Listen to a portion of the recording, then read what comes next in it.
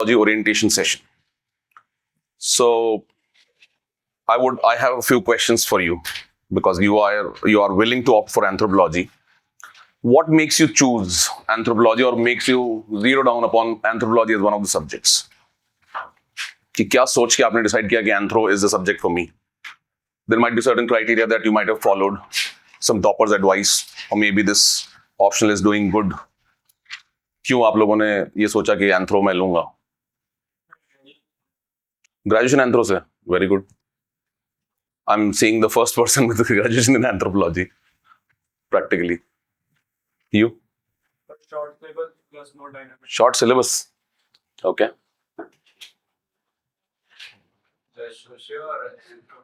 Confusion. Same. क्या confusion है दोनों में?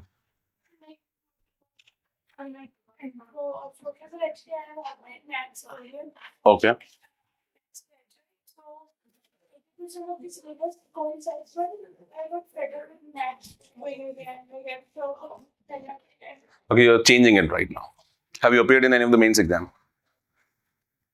And for how long have you been preparing? For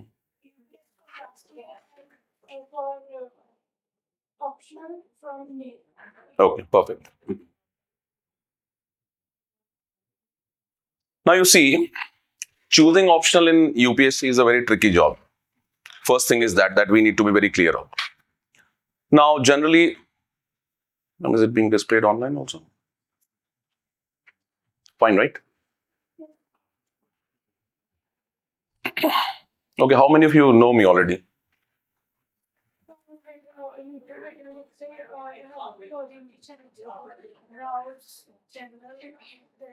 Okay. So I've been teaching anthropology at Rao's IAS, and an unfortunate incident happened there. So I've joined Unacademy only today, and I'll be taking your anthropology optional here from now on. Coming back to our discussion related to how to choose an optional subject in UPSC and why is it important to choose an optional subject. That should be our first thing, which will make us make it easy for us to comprehend as to what is the importance of an optional subject in the civil services examination preparation. You might all be from diverse academic backgrounds, like he's from anthropology, but I think not all of you have done or have a background in anthropology. What are your graduation subjects like? Political science. Political science. At the back? Civil engineering. Civil engineering, very good. BBA, right? So you see, we have this option of choosing a subject different from our academic background. That is the basic eligibility that is provided by the UPSC. And that is why we have this confusion of choosing an option in the first place. Had UPSC made it mandatory that you will have to choose your graduation subject, it would have been easier for everybody, right? But because UPSC provides us this option of choosing an optional, even a humanities background student can choose a subject like mathematics or physics or chemistry, right? They do not require you to have this subject as your graduation subject, right? Now, optional subject choosing is very, very important because you see the weightage of the optional subject is almost around 500 marks in the mains examination out of the overall 1750. Now, the problem is in the overall preparation of the mains examination, what happens is in the general studies, where you have the 1000 marks general studies and you have 250 marks essay, right? In the 1000 marks of general studies, normally in the GS paper 1, GS paper 2 and GS paper 3, what you face is most of the students score almost similar marks. If you have gone through any of the toppers' mark sheets, you'll find that in the GS paper 1 to 3, more or less the students score in a similar range. Let's say the average, or let's say topper has scored, let's say in GS paper 1, 120 marks, right? A person who has not even qualified mains would have also scored around 80 marks or 85 marks. Agree? This is the case. If you go back and do this analysis, you'll find that most of the students score in the same range. And the difference that you create in the mains examination for the final selection can be created through a good enough hard work in ethics, essay, and your optional subject, right? Although the optional weightage looks like it is only 500 marks, but the importance of it in the selection, in the actual scoring game, is very, very high because the marks in the optional subjects vary from almost 200, if somebody has prepared the basic level, to almost 300 to 330 marks. That is the range that you have in the optional subject. And this can create a wide difference in your entry into the list of the civil services as well as getting a good rank in the civil services examination, right? That is the importance of the optional subject that we should be aware of. Then regarding the choice of optional subject, the idea of choosing an optional subject, many of the people follow this notion that optional is small in nature. Some people have this notion that it is a small subject, right? Some people choose it on the basis of what that the toppers have chosen this, right? Many of the toppers, or they also have a notion that this option is working these days. That's also an option. And there have been different options which have worked in the past according to the mindset of the students that we have heard till now. Right? This is what is the idea that you have. Generally, you see some toppers talk or you get an idea from some of the friend who has been selected in the examination. You follow this kind of perspective normally to choose an optional, right? And that becomes a bit problematic sometimes. That is the point I want to highlight here. That becomes a bit problematic. Why? Because choosing an optional is like marriage. Choosing an optional is like marriage. Once you've chosen it, you'll have to make it work somehow. Right? You cannot change it every now and then. Even if you are in a bad marriage, you'll have to make it work at least for first few attempts. Only then you'll be thinking of even changing the option. Right? So if you choose it correctly in the first place, it is how. So if you choose it correctly in the first instance, right? So before choosing an option, you need to do some amount of analysis so that you do not have second thoughts once you've chosen an option. Right? And what is the criteria for choosing an optional? What would make you live with this optional for a longer period of time or sustain with this optional for a longer period of time? Some of you might be very pragmatic. Sir, मेरे को तो exam निकालना है, whatever works for me, I'm going to choose it. But it is easier said than practiced. बोलना आसान होता है कि I'll do whatever is required for the exam, but sometimes you lose interest in a discipline. And that is what makes you come up with second thoughts. कि यार ये सही किया, did I do the right thing or did I not do the right thing? Right? Such thoughts keep on coming regularly, recurrently. Optional mein jitne log, in my experience, people have changed their optional in very, very later stages because they get fed up by studying one of the optional subject regularly for a longer period of time. Right? And one can only sustain the interest or sustain with an optional only if you have developed enough interest and curiosity in that subject. Only if you have developed enough curiosity and interest in the subject. Otherwise, it will sound boring to you from the day one. Right? To make it interesting for you, to help you know what anthropology is all about. Right? I'm going to give you a glimpse of the syllabus that we have, that the UPSC has provided us. Right? What are different parts of anthropology and what perspective do we need to follow when we are studying the anthropology as an optional. Right? And which will give you a better clarity that is this subject for me or not. Right? For example, different subjects have different scopes. Like political science might have a different scope. Like sociology might have a different scope. Right? Similarly, anthropology focuses on certain things. These are the areas which are important in anthropology, or these are the core areas of anthropology that we are interested in here. Agree? Everybody following? Okay. Now, how did anthropology as a discipline begin in the first place? That should be the first question that should be in our mind. That anthropology, how it started and what exactly does it deal with? So that should be the first question that should come up in your mind कि आखिर ये है क्या subject? कि अगर anthropology है word, तो anthropology word का क्या मतलब है? सबसे पहला तो question यही आना चाहिए. Right? How it started as a discipline, which will give us the historical background of this discipline. Right? So if you look at the term anthropology,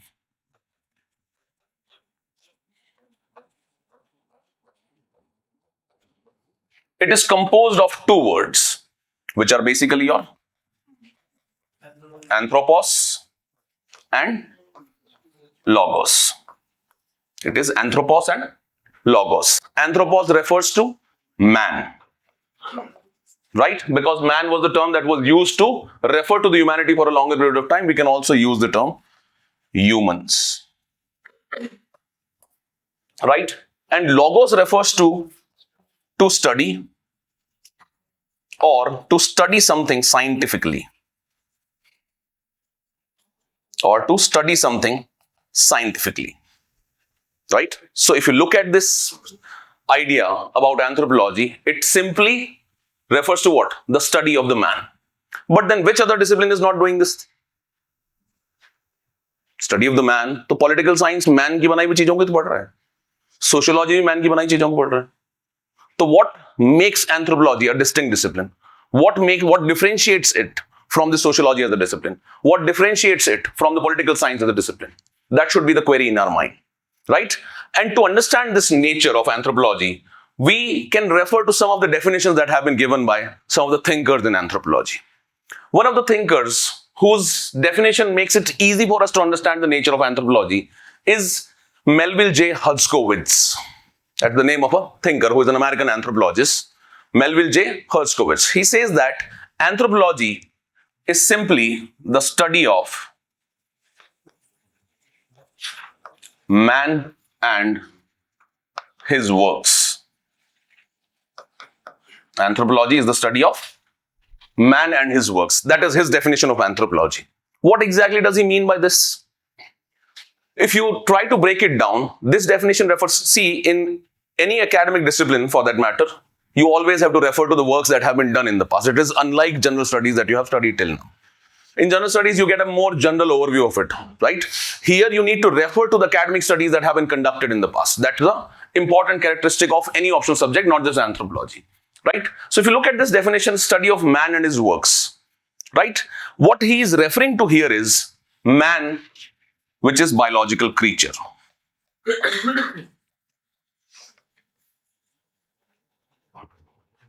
Right? Everyone would agree that we are part of animal kingdom. कौन नहीं agree करता है? नहीं agree करते हो? Agree करते हो? अच्छा. I thought कि you have thoughts otherwise. See, at one point of time, there was a debate in European society which highlighted that man is a creation of God, right? And it's a superior creation of the God. And they should not be treated like animals, or they should not be considered synonymous with animals, or they should not be treated as a part of the animal kingdom, right? But with evidences, with the understanding of different flora and fauna around us, people found that there are certain similarities between some of the animals that live on this planet. There are certain similarities between the animals that live on this planet, including the human beings, right? For example, if you look at the human anatomy or the human physical structure, right? It is very much similar to another set of animals that are found on this planet, which are apes.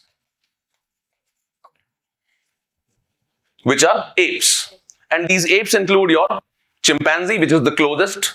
There are gorillas and orangutans. Chimpanzee, gorillas and the orangutans, which are considered as great apes, right? They are very much similar to the human beings in terms of anatomy.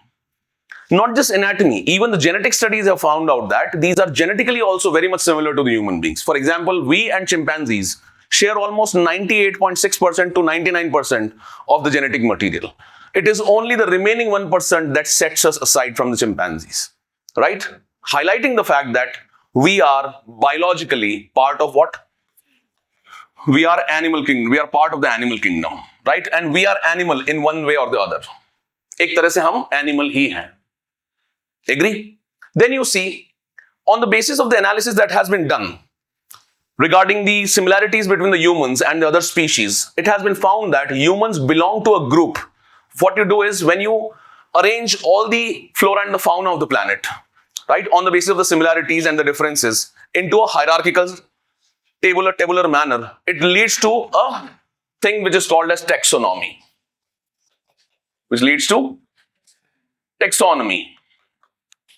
Right? And through which, let's say, the living beings are divided into what? Animal kingdom and plant kingdom. Within the animal kingdom, you have various sub-classifications. So in the animal kingdom, there is one classification which is referring to the order primate, which refers to what? Order primate, right? And it is not just the apes and the humans who are part of the order primate. There are various other animals which are also part of the order primate. For example, there are monkeys, right? For example, there are lemurs, there are lorises, right? These are also part of the primate order, right? So in the first instance, the question that anthropology deals with is how humans became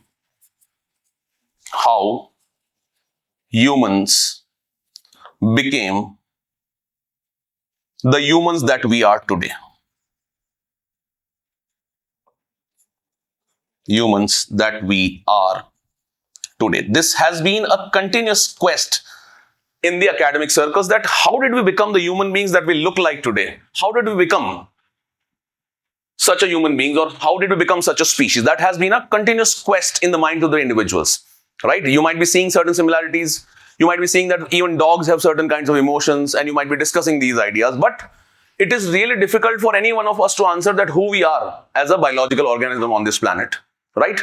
To understand this idea that anatomically we are similar to whom, we do first kind of analysis in anthropology, and that is referred to as our comparison with the primate group, right? Our comparison with the primate group of which we are a part, right? For example, we compare ourselves with the other primate order animals like apes, chimpanzees, gorillas, or orangutans. We do this on a very simpler basis, on a daily basis in anthropology. Through this, we get an idea as to that human beings, how they might have been formed on this planet, right? This aspect of anthropology that is studied is one of the aspects of your syllabus, and it is referred to as primatology. What does it refer to? Primatology, under which what we do? We study the primates, we study their behaviors, we study their social organization, and we compare that with the human beings. We do a comparative analysis of the human beings anatomically, socially, with that of the primates anatomically and socially. Anatomically means your physical composition, your body composition, your bone structure, your brain size, everything is compared with the primate group. And that makes us understand that we belong to the animal kingdom and we are closest to these living animals on this planet. Right? This is primatology. But you see, the idea is that if human beings are related to these animals on this planet, human beings are related to what? These apes, etc. on this planet, which means human beings are also evolved from the already existing species on this planet. होगा कि नहीं होगा? Which means that कि अगर हमारे में और कई सारे जानवरों में similarities हैं यहाँ पे. If we find that कि if you look at the structure of the hand of the humans with that of the forelimb and the structure of this portion of the chimpanzees, you will find that it looks a bit similar to the human hand. Although there is some difference, there are some key differences that we need to notice. Agree? This can be seen as one of the ways in which the humans look very much similar to the apes. So that's part of the primatology, and it makes us understand that humans which are part of the animal kingdom, they might have evolved from some of the already existing species, right? This leads us to one of the important ideas in anthropology, that is evolution. The idea of organic evolution. What is it referred to? The idea of organic evolution. That is, what are the general rules? What are the theories that govern the idea of evolution? That is one of the most basic, and in fact, it is the foundation of your physical anthropology. Evolution, because this helps us address which question? That how we became the humans that we are today, or how humans became the humans that they are today, biologically at least. It makes us address this very important query that humans became humans because they have evolved from the existing species and they are no different from other animals. Yet there are certain differences. Following? So it leads us to understand what? The nature of evolution. First, we study what? We compare ourselves with the living beings. In which part of this syllabus? Primatology. Then evolution, because it helps us in addressing the key issue that how the humans became the humans. So we study evolution as a very important part of anthropology. We are going to look at it in some detail in the later part, but that is the base of it, right? Now we say that in the story of the evolution, for which the Charles Darwin, one of the famous botanist one of the famous naturalists of his time, who has been credited to this theory of the evolution, right? He has given us the theory of the evolution.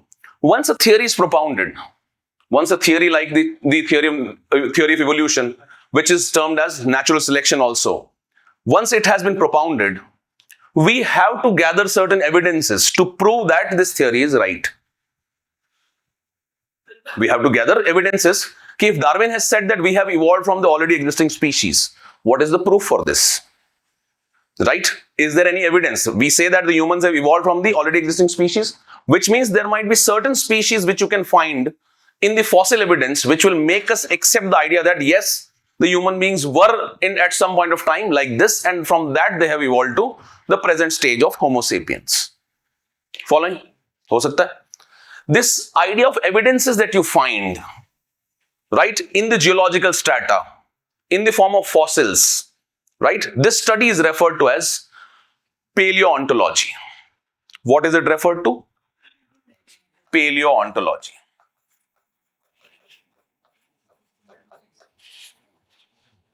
So we started again with primatology, comparing ourselves with the already existing species, because we had this basic question in our mind that how did the humans become the humans that they are, right? We created a taxonomy in which we found that humans are part of the order primate, right, where they are very much similar to the chimpanzees and the apes, which are again classified as great apes within the order primate, right? There are lesser apes also as a part of that classification. Gibbons, siamangs, they are termed as lesser apes. Okay? Then we understood what that story of the evolution or the theory of the evolution given by Charles Darwin makes us understand that human beings have also evolved, and he might have based his theory on the basis of various observations that he did. Agree? Plus, once this theory has been propounded to prove that the human beings have actually evolved from the already existing species, we look at the evidences for understanding of these species. Right? We would want to do some digging in the geology, and we would find certain evidence. For example, in the newspapers, you might have heard every now and then that a Neanderthal fossil has been found, right? Or a Homo erectus fossil has been found, right? Which is nothing but an evidence that there were certain species before us on this planet from which we have evolved today. Agree? This is referred to as what? The idea of paleontology. So primatology, evolution, and paleontology, these three become very, very important part of understanding this idea that how we became the humans that we are. And in this definition given by Melville J. Herskovit, that it is the study of the man and his works, basically is referring to what? These biological aspects in the physical anthropology part. Following? Yes or no? Aa rahi baat samajh mein? This makes us understand that, let's say, in the idea of the evolution, Charles Darwin gave a theory that how the evolution takes place, right? Based on this, there was another understanding that developed later, which is referred to as the study of the genetics, right? And we will correlate this in the later part, that how the evolutionary theory is related to the idea of the genetics. And what this tells us is, if you have to study physical anthropology in the anthropology, the biological part, which mainly is a concern for some of us, biology becomes a bit difficult for me because I'm not from that background. All you have to do here is you have to study biology only from the human perspective. You do not have to study biology, let's say कि आपको insects के बारे में जानना है, or you have to study about bacteria and virus. No, that's not part of anthropology, because the central question in anthropology are humans, right? And that part of biology is important for us, which is related to understanding of the biological existence of the humans on this planet. Okay? Then coming to the second part, we say that human biology refers to these things. It is the study of man and his works, which simply means that works are what? What are the creations of the human beings? कि इंसान ने आखिर बनाया क्या क्या इस दुनिया में?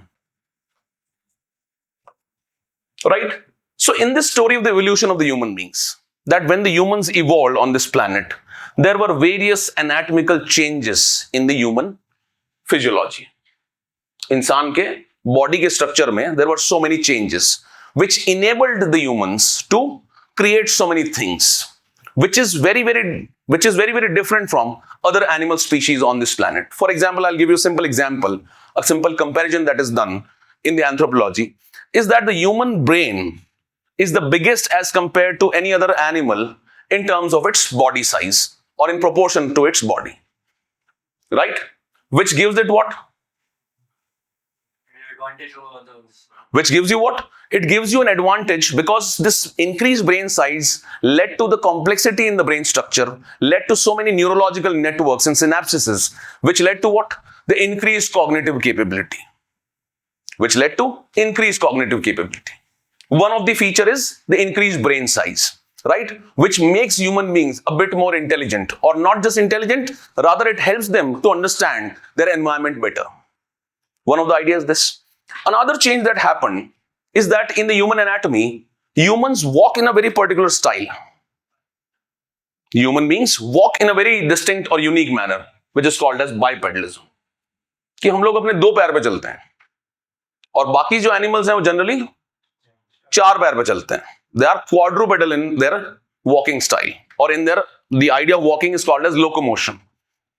So the apes, monkeys, etc., they have what? Quadrupedal locomotion. Quadrupedal means they are using their four limbs for walking. On the other hand, human beings are only walking on two limbs, which are the hind limbs, and not using the four limbs. Which means what? During the evolution, the biological changes that might have happened, which made us walk on our two limbs, which are the hind limbs, freed our four limbs.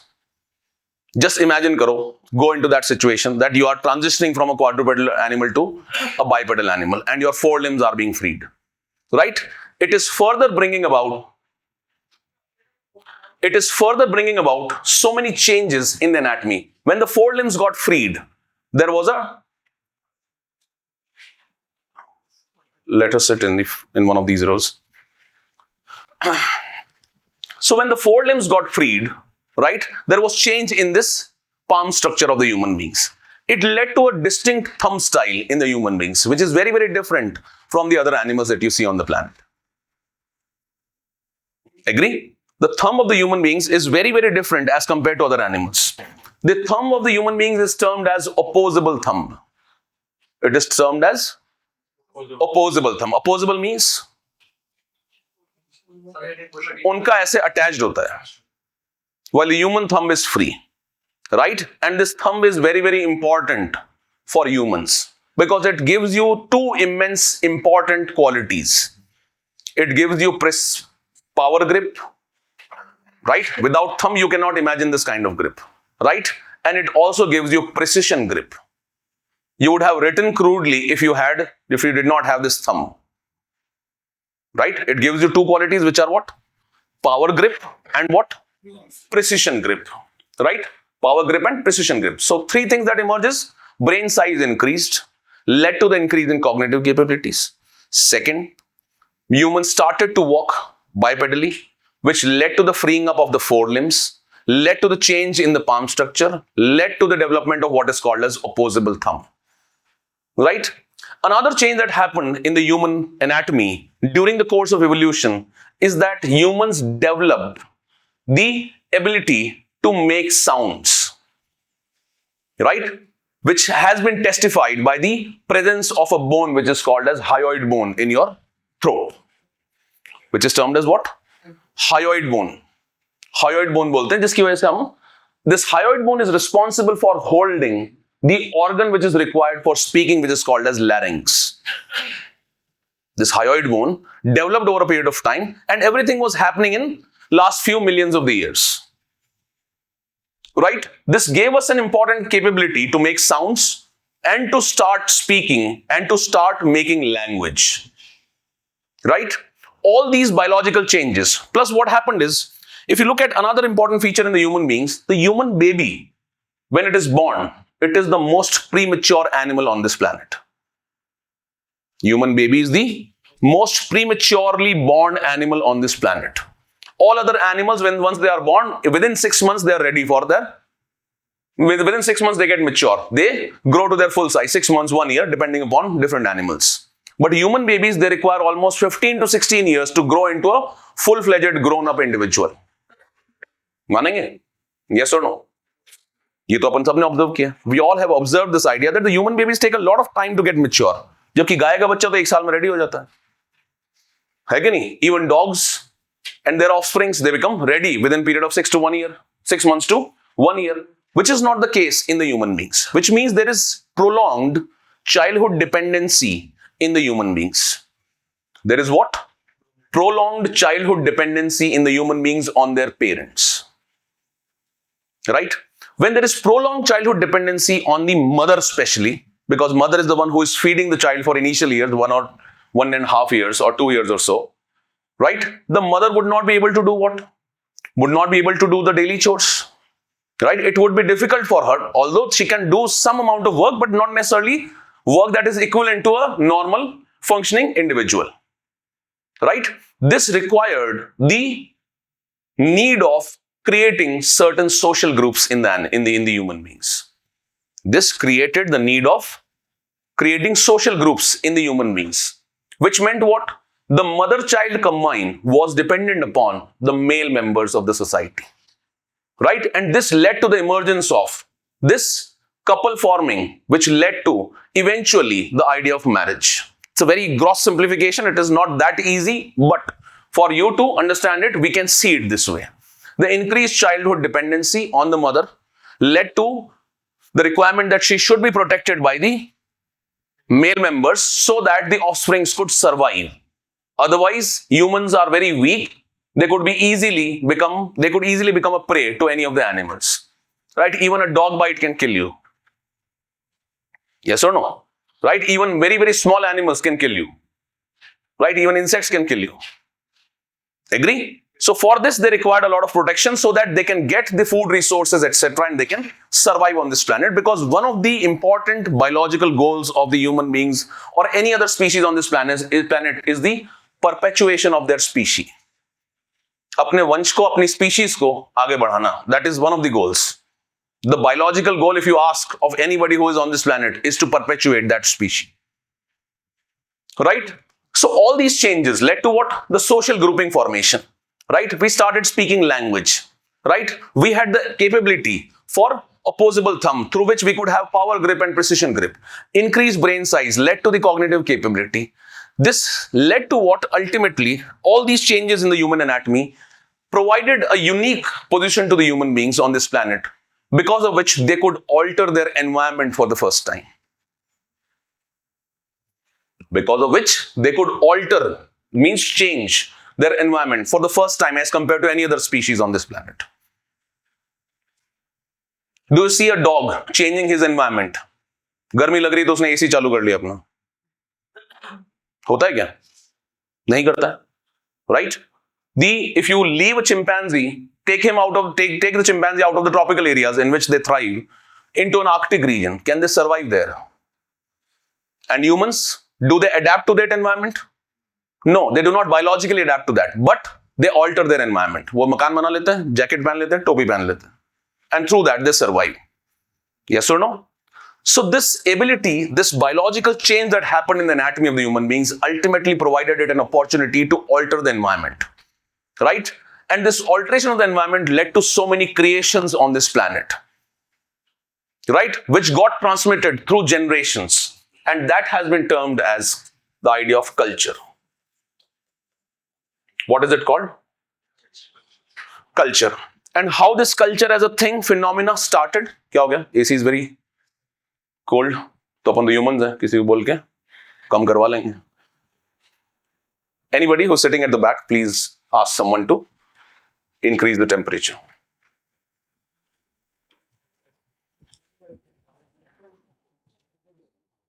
क्योंकि human brain functions optimally at 26 to 28 degree temperature.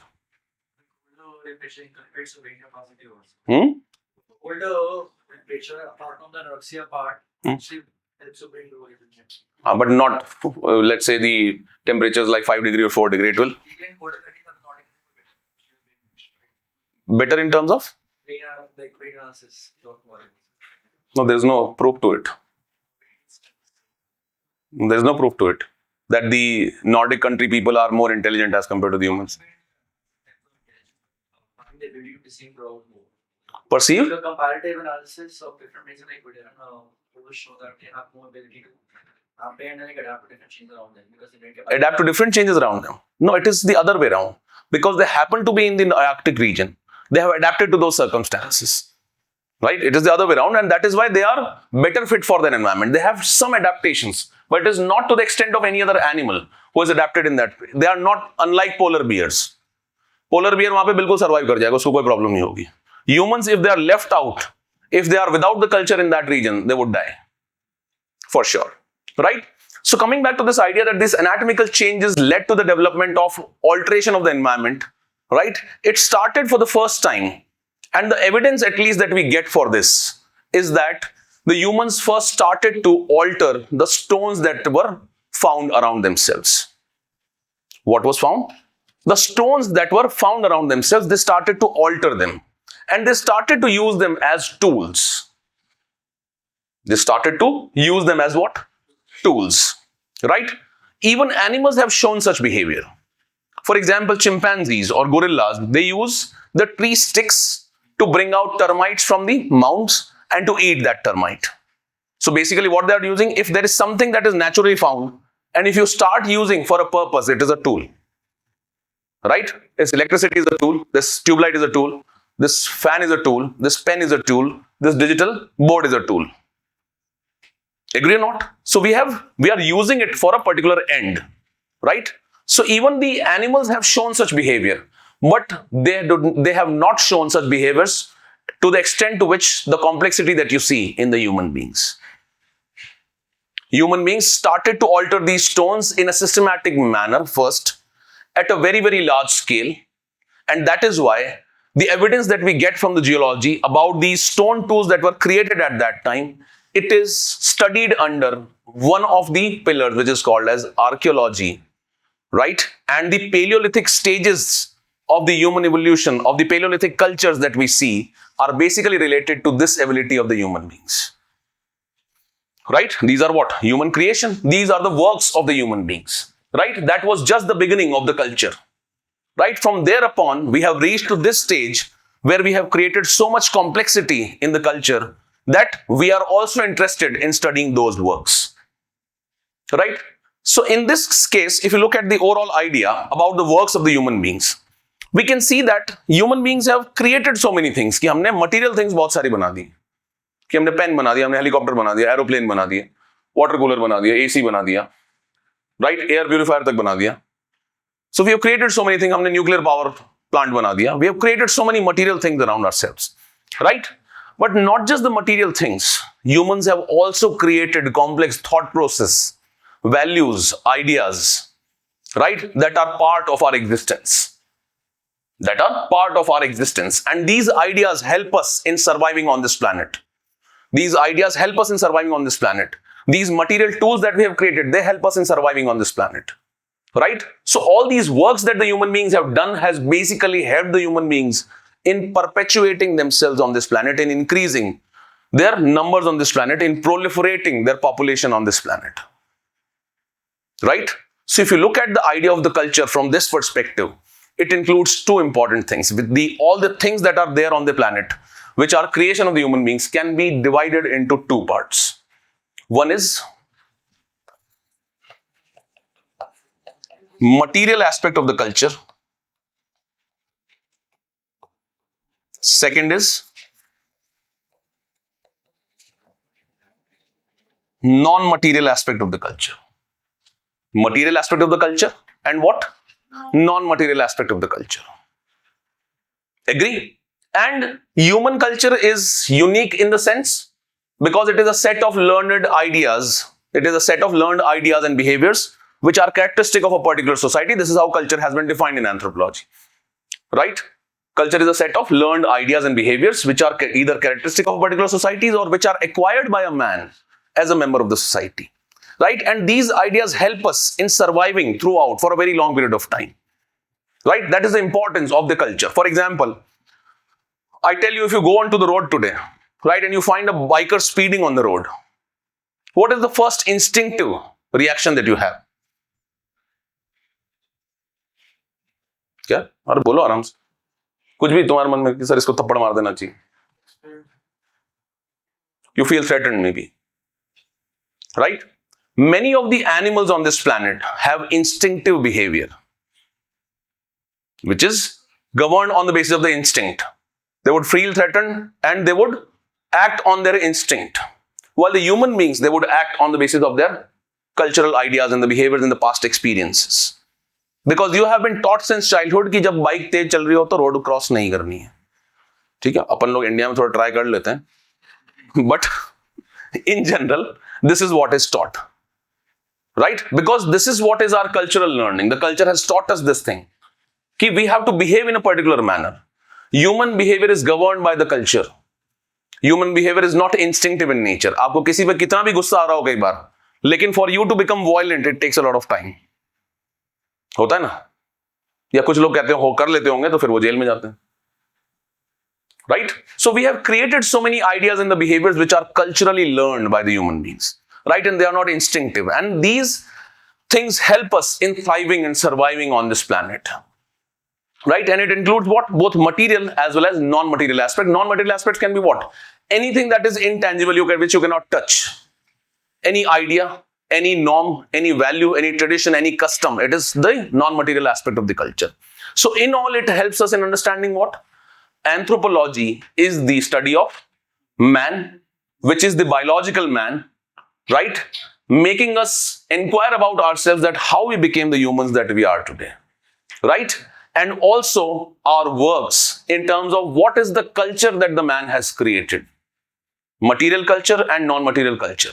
This is the essence of anthropology that can be drawn from this particular definition. In fact, this is how the syllabus itself has been defined. If you look at anthropology syllabus, it has been defined in this particular manner. First is physical anthropology. Then you have what? Cultural anthropology.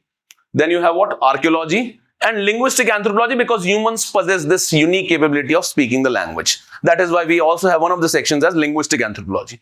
Although in the American School of Anthropology, the linguistic anthropology is given more importance. But our syllabus has not been updated to that extent. So linguistic anthropology is just a chapter in our syllabus. While the majority of the composition of our syllabus includes the physical anthropology and what?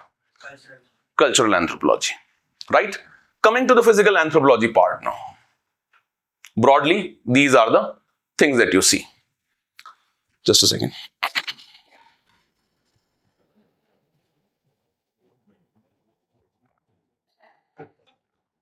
Now, if you look at physical anthropology, we know that the base of the physical anthropology is the theory of evolution.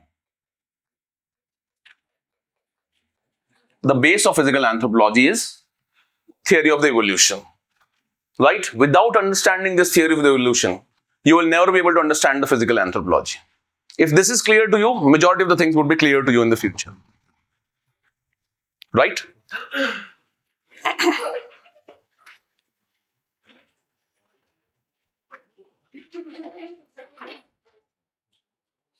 Okay. Now, what does this theory of evolution tell us? In this quest, Charles Darwin started on a voyage. Right? It was a ship journey on one of the famous ships, which is called as HMS Beagle. Right? He started his journey. On this journey, he observed so many things about the flora and the fauna. And he happened to reach on one of the islands in the Pacific Ocean, which is called as Galapagos. Right? He reached Galapagos Islands and he observed various birds on this planet. Right?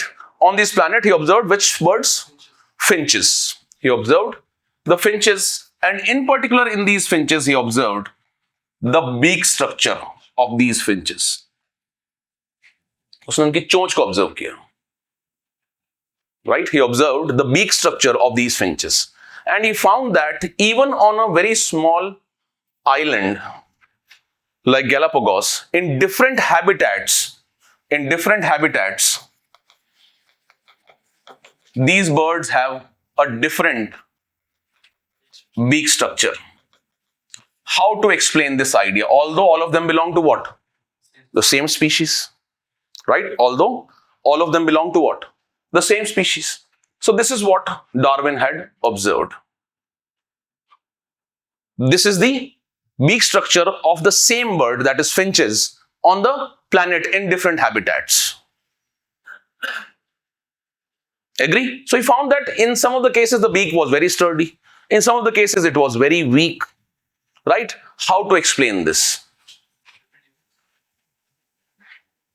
Right? So he explained that in the animal populations in the animal world, right? In any given set of population, any given set of population, you have variations.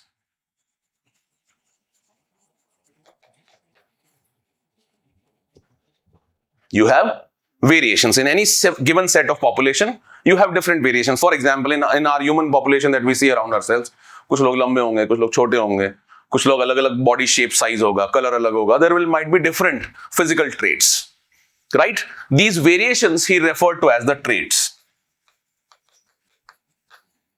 right? That these traits vary amongst one of the population itself. Right? These are different variations that you find in a single set of population. For example, dogs belong to a species. In that population that is there, it will have so many variations. They might not all be the same. Right? And if this population is living in a particular habitat,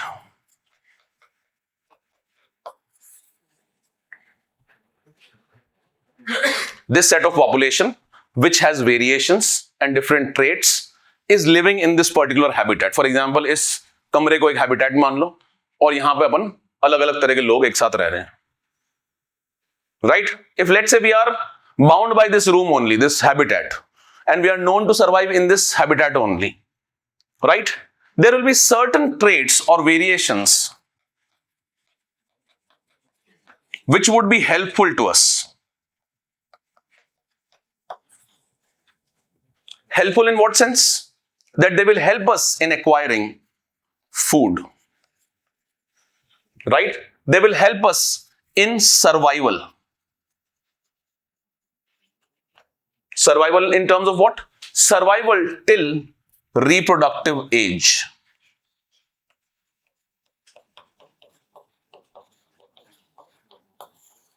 Survival till reproductive age, because the ultimate goal of any species on this planet is to reproduce an offspring. Right? If individuals who have a particular trait amongst the population, they have certain traits which are helping them in getting food, right, and surviving till reproductive age, right, and are able to produce the offsprings which are viable. Viable means who themselves are capable of reproducing in the future. Who themselves are capable of reproducing in the future, right? So individuals with traits, those traits which are helpful in getting them food, survival till the reproductive age, and what? And produce viable offsprings. Those traits are termed by Darwin as adaptive traits. What are these traits?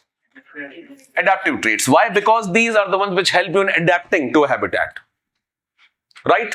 While there will be certain other traits which will basically make it difficult for you to get food, which will make it difficult for you to survive till the reproductive age, which will make it difficult for you to not reproduce viably.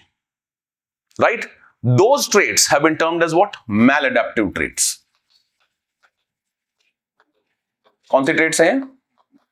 Maladaptive, which means they are against you, they are not helping you. For example, if somebody in a population has a particular kind of body shape which is prone to diseases, right? And this disease is known to make these individuals die before the reproductive age. Eventually, what would happen? Individuals having those traits would not survive after 4 or 5 generations. Right? They would not be survived after 4 or 5 generations. On the other hand, individuals with the adaptive traits would survive over the next generations. Which means what? That the trait which provided you the capability to get food, to survive till reproductive age and produce viable offsprings has been selected by that environment. Has been selected by that environment. And this is what he termed as natural selection. What did he term it as? Natural selection. Simple example. UPSC has a set of examination, right? You all have different ways and methods of preparation. सबका अपना अपना style है. कोई notes बनाता है, कोई नहीं बनाता है, कोई याद करता है, कोई याद नहीं करता है, right? कोई अलग अलग तरह से पढ़ता है. But it has a fixed criteria that will only help you in getting into the civil services examination, which is the person who has the best adaptive traits would get into the list. While people with maladaptive traits would not be selected. It's a very simple example of, it's a very vague analogy although, but it's an analogy which helps us understand what? The idea of natural selection. That in a population there are variations. These variations are called as traits. These traits can help the individuals of that population, these certain specific kind of traits will help them in doing what? In surviving, getting food, reproducing viably, while there will be other traits which would be maladaptive in nature. Right? While there might be certain other traits which might be neutral in nature. Right? So these traits, once they are selected, because they are helping you do this, and by reproducing the viable offspring, you are doing what? Passing it on to the next generation. You are making it heritable. So over a period of time, what happens in this population set that we started with, the frequency of adaptive traits increases. The frequency of the adaptive traits in the population increases, while the frequency of maladaptive traits decreases, eventually eliminated, right? And the surviving population will have this kind of traits in majority. Similarly, the finches in case of the Darwin would have started from one place, let's say, and they might have had their own set of variations, right? And these variation in led population went to a particular area. Let's say some of them went to the beach side, right? They might have started acquiring food, but their beak structure would have come as a problem, which would have not helped them in surviving. While the other individuals which had a typical beak structure would have been better fit for that environment. So over a period of time, in that particular area, you will find only finches with that kind of beak structure. आया बात समझ में?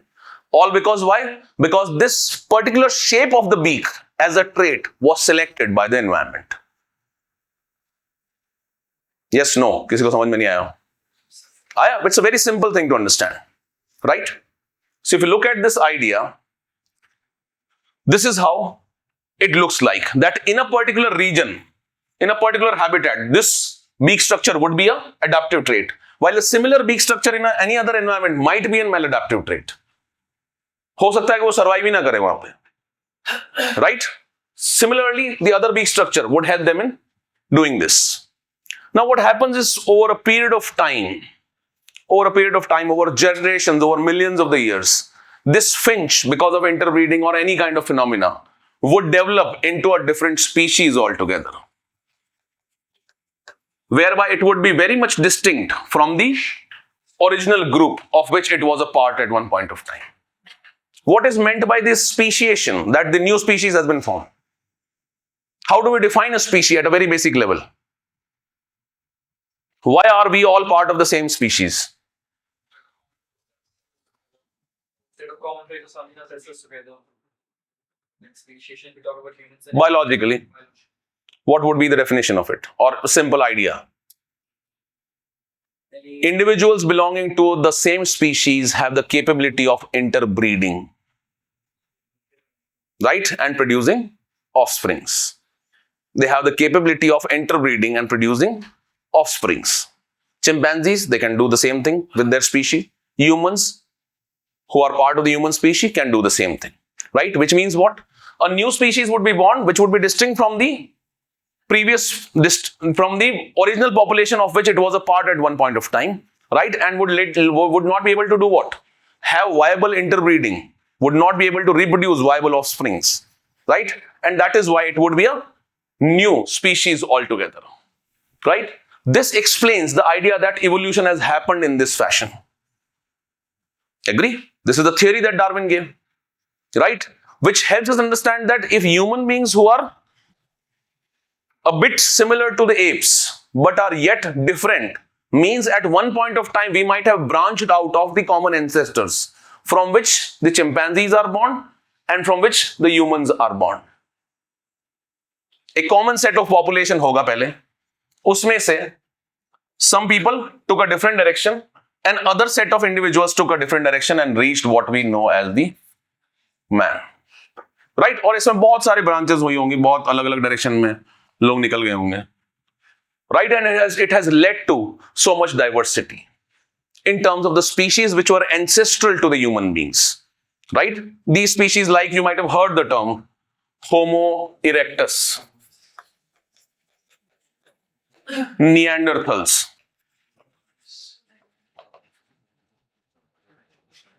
कौन क्या बोला था अभी?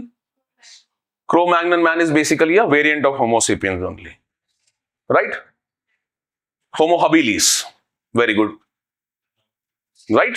So you have so many ancestor species. So पहले Australopithecines, before the genus Homo. You have Australopithecus. So similarly, you have so many such ancestral species, and all these are studied as a part of what? Paleontology. तो अगर आप अपना syllabus देखोगे उसके अंदर clearly mentioned है fossil records and fossil evidences which needs to be studied through this perspective. Why? Because your main criteria is what? Understanding of the evolutionary theory. Main focus is understanding of the evolutionary theory. I'll bring your attention back to the idea of the evolution. We started with the idea that a population has variation.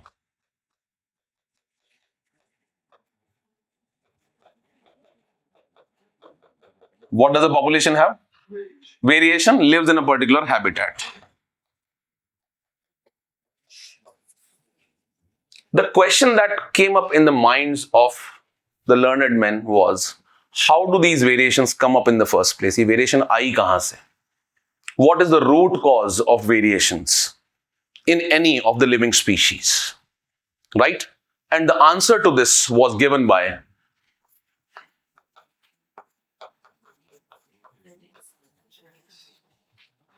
right? The most basic cause of any variation is mutation. Genetic mutation leads to variations within a same population at a very basic level. Statistically also there can be certain variations. For example, we find the variation in the finches now. Geographical isolation can be one of the factors. All these can lead to this, but ultimately the root cause is mutation. Let's not get into this as of now. It's just the first class of the orientation in which we should understand why are we studying these disciplines as a part of the anthropology, and then it will make it easy for us to comprehend even these topics which majority of do not have a background in. Right? So we started with the idea of the evolution, looked at the idea of paleontology, and we started from what? Primatology, by comparing ourselves with the species which are very much similar to us. For example, apes or chimpanzees, which are part of the apes, gorillas, orangutans. ठीक है, ये हमने पढ़ा. So then in this case, the genetics that we study here is studied from the perspective of trying to understand the theory of the evolution. Trying to understand the theory of the evolution. And in short, the variations that you see around yourselves, let's say the humans that we are sitting in this class, are very, very different from each other. These variations have been a result of natural selection and the genetic mutations. Combinedly, the genes and the environment have worked in a particular manner to give you this shape and size and this kind of appearance. Humans living in Africa look different. Humans living in the Arctic region look different. Humans living, you are not living in Arctic, but humans living in the Arctic, they look different. And humans living in India, they look different. Right? It has been an interplay of what? The environment and what? The genetics. So genetics is studied because of what? To understand the story of the evolution perfectly. Right? It also helps us in understanding what? The interplay of the environment and the genetics also helps us in understanding the human variation on this planet. Why do humans vary on this planet? Because it has been one of the contentious issues of the past 2-3 centuries. Because earlier it was thought that the Africans belong to a different race. People living in the Chinese region and the Southeast Asia, they belong to a different race. Europeans belong to a different race. Because they physically look very, very different. This was the notion that was highlighted initially. Right? But later it was found that all of us humans have been interbreeding for a very long period of time.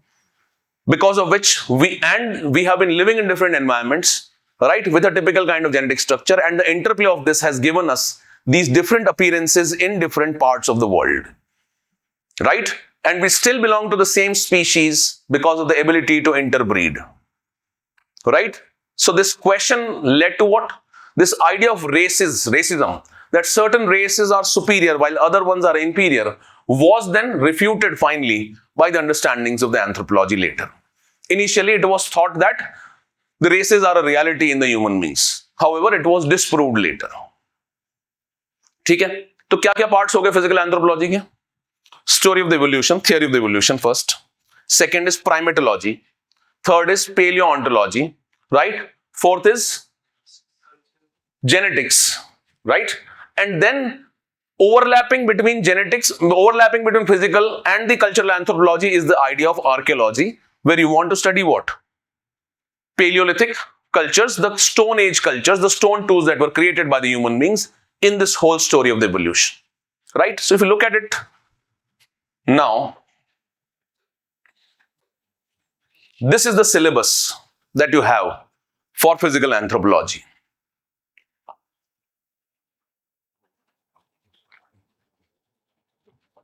Human genetics hai, but what is the essence?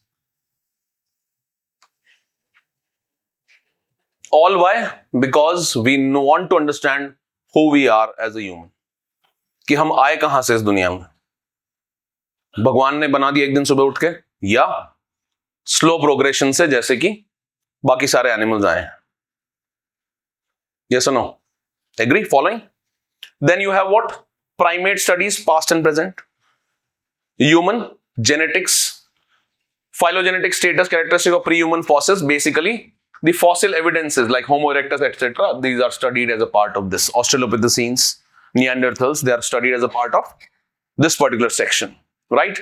Archaeology and prehistoric cultures, human growth and development, right? It is studied from the perspective of how it is different from the other animals, right? What are the things that need to be taken care of during the growth stage? And also one of the proportion that is part of the physical anthropology is human variation and adaptation. Variation in terms of physical features, variation in terms of so many genetic markers, all these are part of the anthropological studies. But this is the broad syllabus, and now we have a better understanding of what this syllabus is actually talking about. Right? And we've also come to the conclusion that all of these are interconnected, which means the understanding would only be there if we are able to relate all of these aspects in the physical anthropology, which will also make our life a bit easy. Got it? All related? Coming to your cultural anthropology. We started with man and his works. We have looked at the biological aspect, right? Then we looked at man and his works, the creations of the man, which are what? Material and non-material culture, right? And we tend to look at the idea of the culture in the cultural anthropology. Why? Because culture is something which is a creation of the man, right? Which has been developed over the evolutionary course of development. Which has developed over the evolutionary course. The idea of culture has developed over a period of time. And what we find in the present time is the diversity in terms of cultural practices. Right? So anthropologists define culture in a particular manner, which refers to what? Culture is a set of learned ideas. Culture is a set of learned ideas and behaviors which are characteristic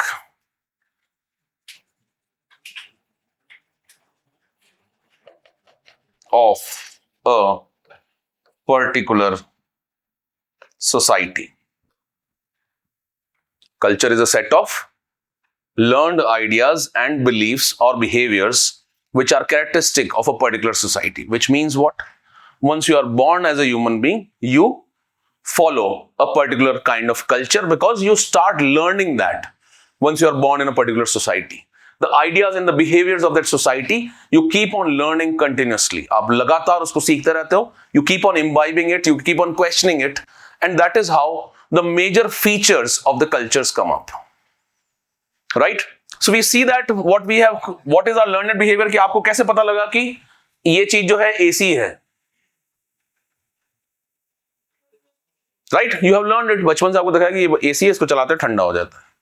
ये TV इसको चलाते हैं, इसमें cartoon आ जाता है. Right? Children learn it quickly. तुरंत समझ जाते हैं उस बात को. Right? You have used this idea that is a pen. It's a pen. It's a simple thing to understand here. Right? So culture is the one which is again an intriguing part of anthropology, which is focusing upon the learned behaviors of the human beings. And it is said that because the human behavior is learned, it makes us understand that it can still be improved upon. You can unlearn some of the extreme ideas that you own, right? And you can relearn also. You have this capability. Most of the animals lack this capability. Will you doing a difference in your thinking? A difference in your thinking, whatever perspective you want to see it from.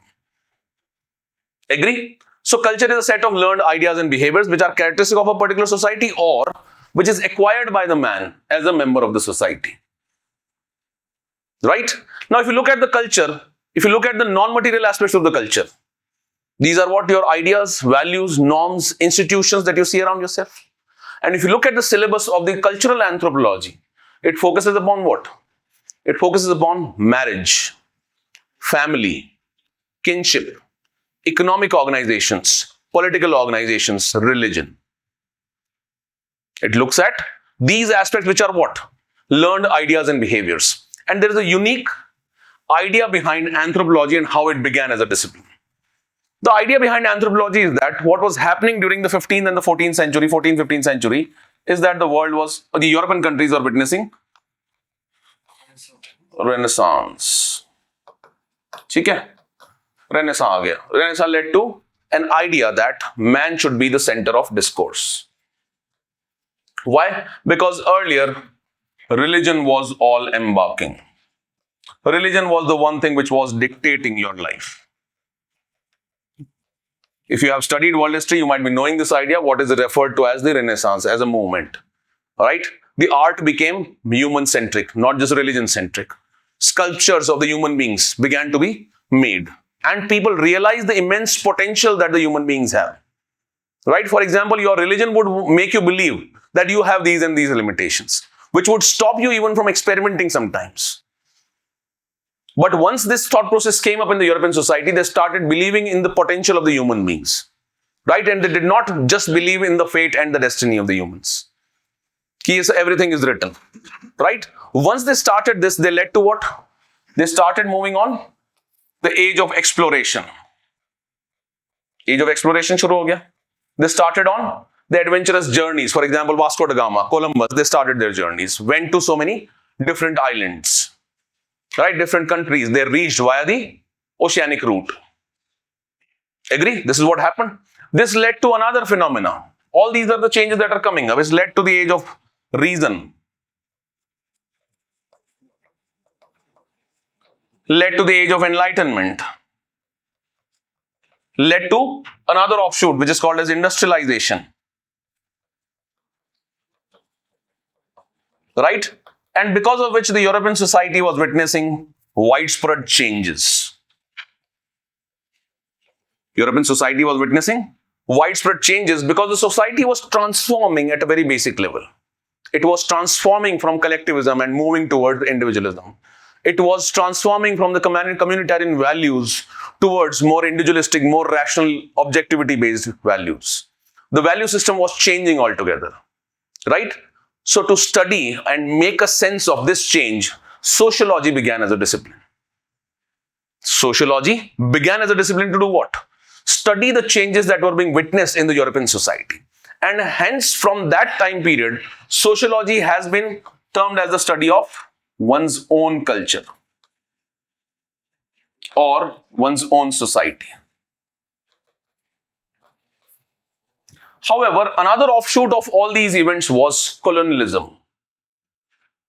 Right? In the colonialism, the administrators started to go into different parts of the world. For example, Britishers colonized India, some of the Southeast Asian countries, some of the African countries. Right? They colonized even the Americas. What happened is once they reached these countries, they saw cultures which were absolutely different from their own culture.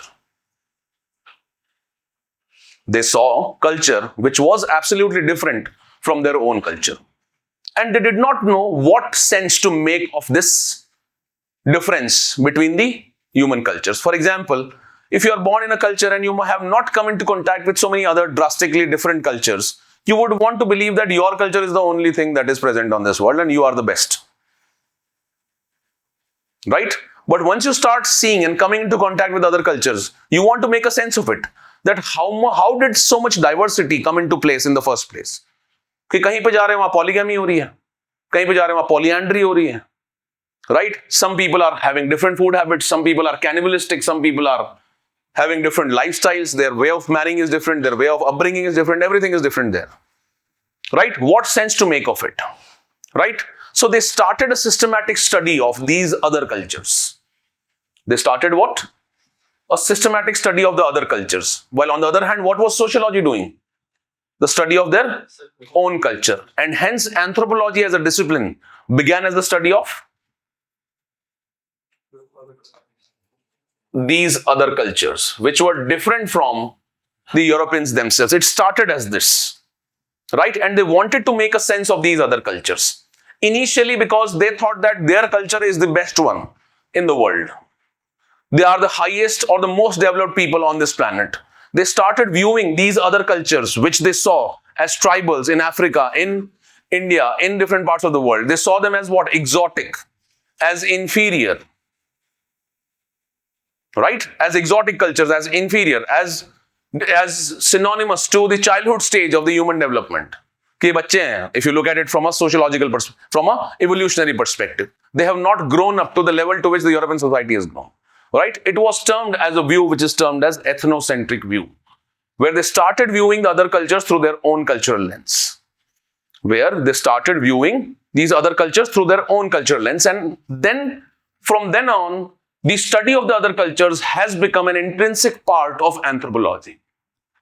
So the most basic distinction between sociology and anthropology is anthropology actually began as a discipline to study what? The other cultures, while sociology began as a discipline to study what? One's own society and culture.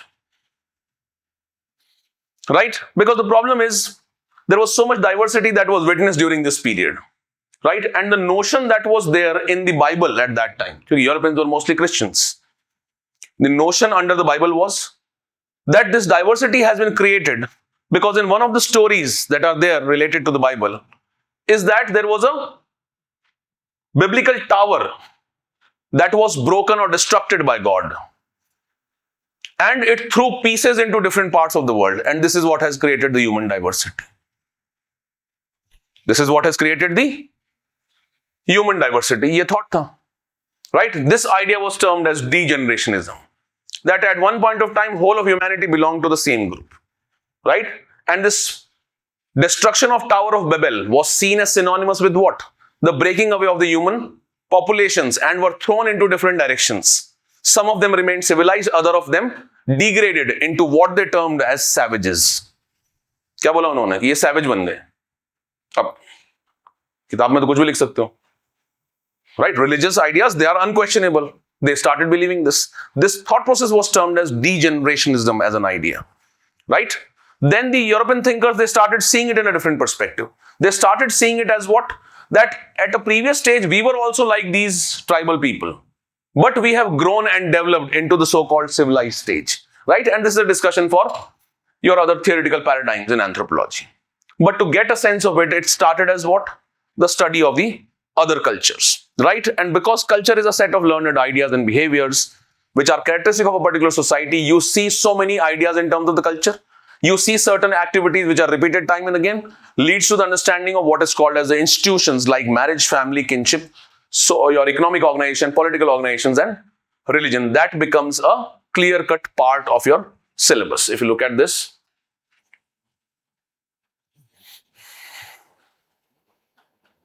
culture, the concept of culture is integral or central to the socio-cultural anthropology. Then what? The institution of marriage, family, kinship, economic organizations, political organization, religion, theories, culture, right? And we want to see in anthropology the diverse practices related to all these ideas, right? And especially, how are these ideas practiced in the so-called simple societies or the tribal societies, or they are also termed as pre-industrial societies. क्या बोलते हैं इनको? Simple society. Primitive society is also a term that is used. Tribal society is a term that is used. Pre-industrial society is a term that is used for them. Agree? Following? So we want to study the diversity in terms of marital practices in so many tribal groups. Right? And through this, we want to come up at a very distinct understanding. which is we want to find out universal practices. We want to find out universal practices, that marriage, if it is a universal phenomena or not. कौन से ऐसे इंसान हैं दुनिया में at a social level who are not getting married? सभी शादी कर रहे हैं? नहीं कर रहे हैं? कोई ऐसा देश, कोई कल्चर तुम्हें ध्यान हो जहां शादी नहीं होती हो? होती है ना? यस सुनो, इसमें क्या डाउट है? सभी की शादी होती है, अमेरिकन भी शादी करते हैं, ब्रिटेन वाले भी करते हैं, पपुआ न्यू गिनी वाले भी करते हैं, है सोमालिया में भी शादी होती है.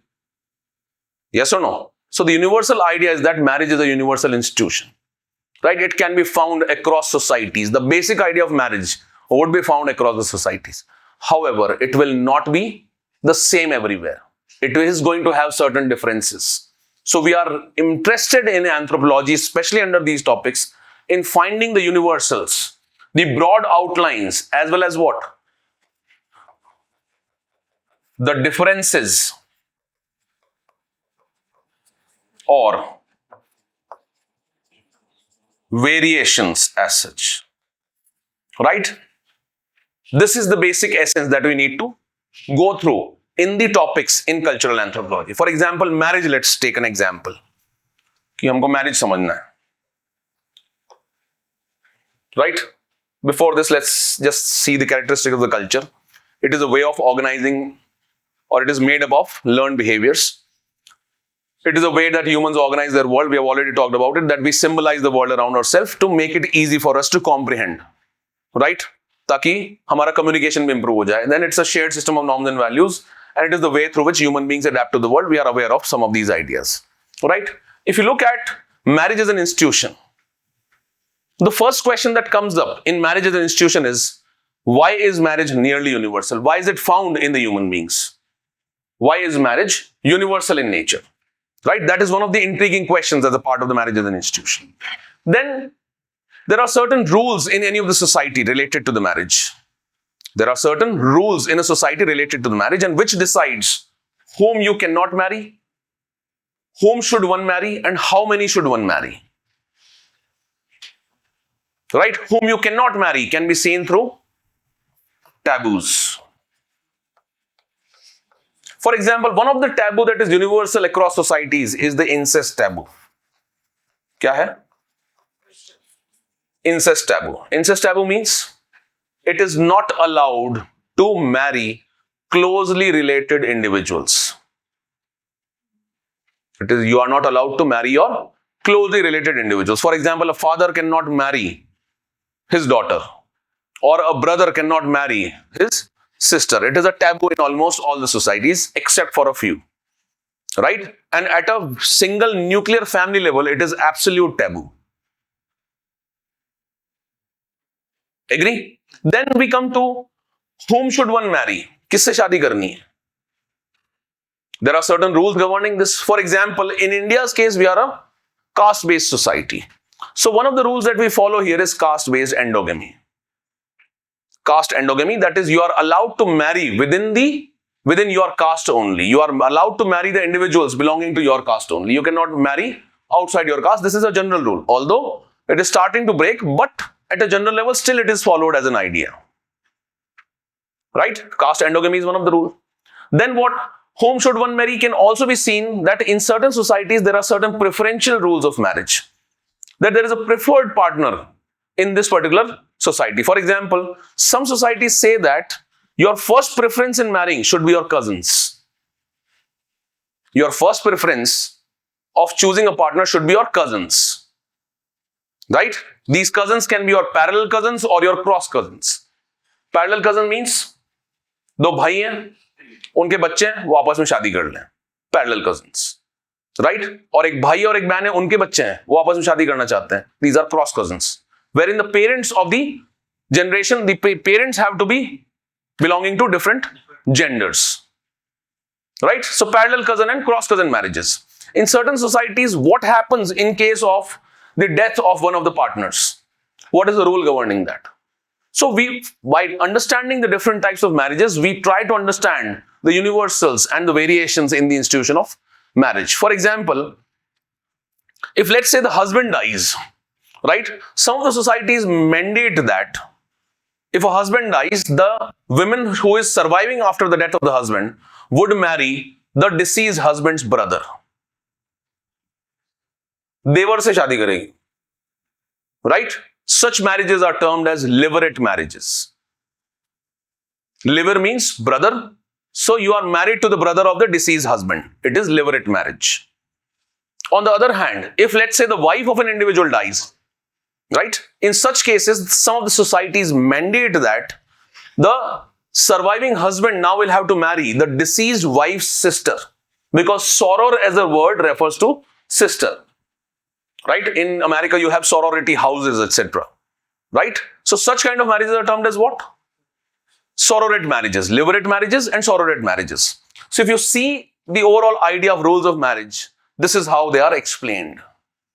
The idea of endogamy and exogamy. The idea of what?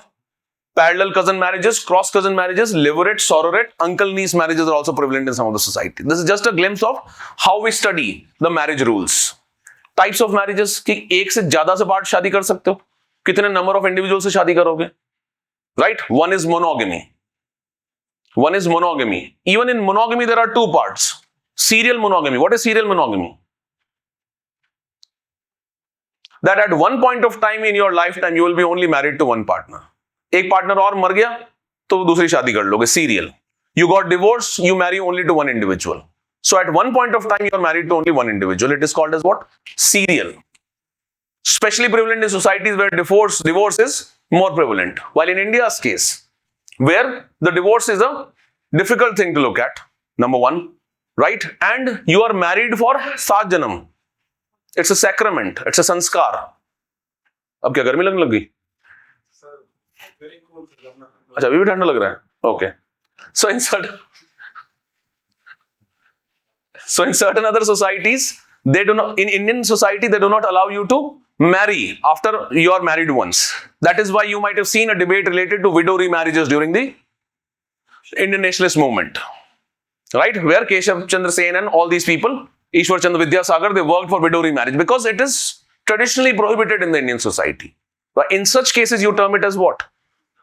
Non-serial marriage, right? Non-serial monogamy, right? Then you have polygyny, polyandry, and polygynandry. Polygyny refers to, simple idea about polygamy is that one individual is going to marry more than one individuals. One individual is going to marry more than one individuals. Polygyny is when you marry more than one woman. A man is marrying more than one woman, right? If these women are sister, कि चारों बहनों से शादी कर ली एक आदमी ने, sororal polygyny. Sororal. If all these 4 women are not sisters, non-sororal. Right? On the other hand, there is a possibility that one woman marries more than one man. Polyandry. Right? Draupadi is one of the example of that. If all of them are brother, it is fraternal polyandry. If all of these 4 husbands or 5 husbands are not brothers, it is non-fraternal polyandry. And last case is a bit imaginary scenario. It is, although very rarely found or it is impossible to find, is a kind of group marriage in which n number of men marry n number of women. It happens in anthropology. कुछ लोगों ने मुंह बिगाड़ा ये देखिए ये क्या हो रहा है, right? It is called as polygynandry. What is it called? Polygynandry, right? Because the same thing that you are witnessing right now by listening to only these ideas, it happened with the Europeans also, right? It led to cultural shock when they came into contact with these other cultures. ये क्या हो रहा है? ये तो हमने देखा ही नहीं. ये तो बहुत ही अलग चीज है. We have never seen this thing before, right? So similarly, just a glimpse of it, that this is how you study the idea of marriage in the socio-cultural anthropology, and it forms a very integral part of anthropology in the paper 1. Getting it? Then to understand all these socio-cultural theories, socio-cultural ideas, there are certain theoretical paradigms that are part of the anthropology, where they have tried to make a sense. Before you move on, I had a single doubt about all this. Before the Spanish concept. we talked about your observation or how they thought others were savages or something. We say that anthropology as a whole is tries and means, ways and means of finding a utopian society or culture. Something No. that is. It does not do that. It only wants to comprehend the diversity that is there at hand. There is no end goal for anthropology. Understanding of the diversity and making a sense of it is in itself a goal of anthropology. But isn't like evolution something that you incorporate the good parts and you leave out the rest? See, there is no ethical idea in anthropology. Ethical idea is only related to how you perceive the other cultures. That is the only ethics that is part of the anthropology. Anthropology is all the academics, they never give you any solution. All they want to do is they want to help you in understanding the reality in a better manner. This complex reality that you see around yourself. You want to understand this in a very, very good manner. They are not giving you any solutions. Political science पढ़ के कितने लोग नेता बन गए मुझे बता दो चलो. कोई बना आज तक नेता? सारे नेता जो है वो बिना पॉलिटिकल साइंस वाले हैं. सोशियोलॉजी पढ़ के कौन समाज में सुधार ले आया? कोई लाया क्या? Right? Although it helps you, लेकिन it is not the only thing or it is not the end goal as such. Anthropology can help you in understanding the tribal societies. Through this, you can help maybe the administration to form better policies for tribal administration. वो हो सकता है. क्योंकि इन tribes की दुख दर्द को हम ही समझ सकते हैं क्योंकि हम एंथ्रोपोलॉजिस्ट हैं.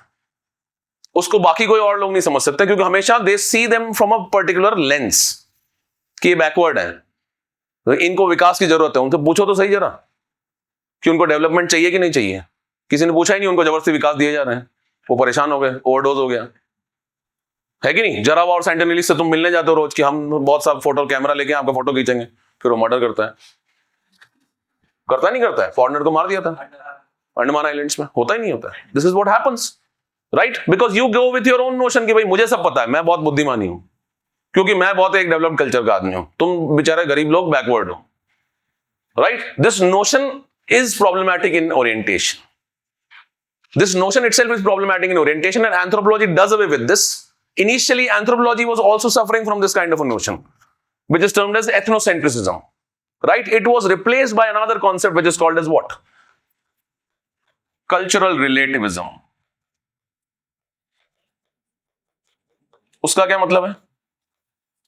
Cultural relativism means that if I belong to X culture and I'm going to study the Y culture, I should try and study the Y culture in their own cultural context through their own cultural lens, not from my cultural lens.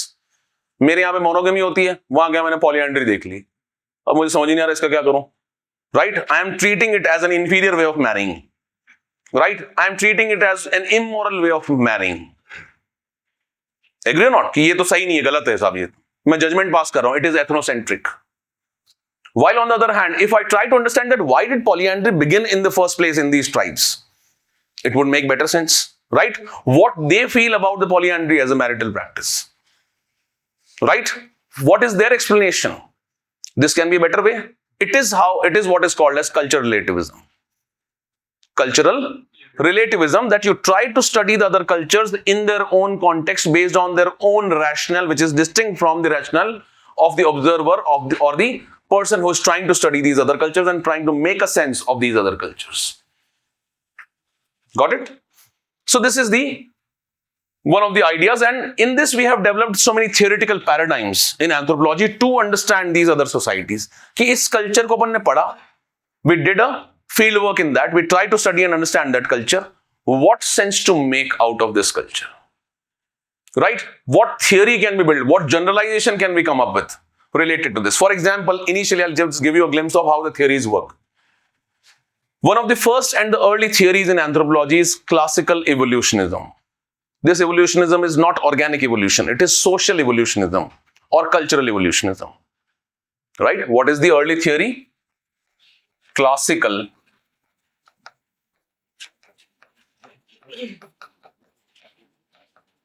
evolutionism. Right? It is different from your organic evolution, right? But the idea of evolution is what? The idea of evolution is that there is progress from one stage to the other stage. Stage 1 से stage 2 पे there is some amount of progress that is happening.